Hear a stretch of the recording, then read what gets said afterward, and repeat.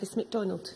Thank you, Presiding Officer. To ask the Scottish Government what representations it has received regarding the impact on businesses of the proposed Water Framework and Industrial Emissions Directives. Stewart Stevenson. The Government has regular dialogue with businesses over the development and implementation of policy. The Water Framework Directive is a well-established policy, and officials recently met the chemical industry and others as part of our development of a forthcoming consultation on the implementation of the Industrial Emissions Directive. Angus MacDonald.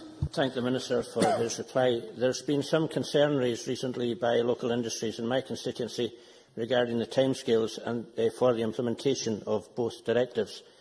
Given that DEFRA said a few months ago that the impact on industry would be minimal, will the Minister highlight to his UK Government counterpart and EU officials that, given the current economic downturn is creating significant challenges in the petrochemical and agrochemical industries, and the costs involved in implementing the directives can be considerable, that there has to be a degree of give and take, Mr MacDonald, I need a question, allowing please. industries that require it extra time to comply with these directives? Stewart Stevenson. I absolutely understand the concern that's being expressed by the member, Presiding Officer. I have written to the UK Government as recently as the 19th of April, supporting the UK negotiating strategy on the implementation, asking that it be proportionate and that timescales are appropriate to avoid unnecessary and disproportionate cost. Supplementary, Claire Baker.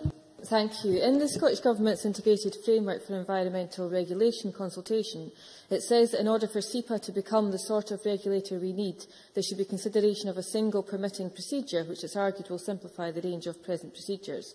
Can the Minister clarify what sort of procedures we do need? And in the week of the Rio+20 conference, can he give assurances that there will be no risk of private enterprises being able to opt out of regulation and then able to undertake their own regulation of our natural resources, specifically water?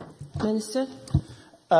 Well, it is up to private enterprise to obey the law and obey regulations, and to that extent they have to be internally self-regulating, and everyone in the company has to understand that. The role of bodies like SEPA and other bodies that are involved in regulation are in inspecting those processes and inspecting the outcomes. None of the changes that we are looking at taking forward would change the basic principles of the duty is within the company, and we monitor what they do to deliver the desired outcomes.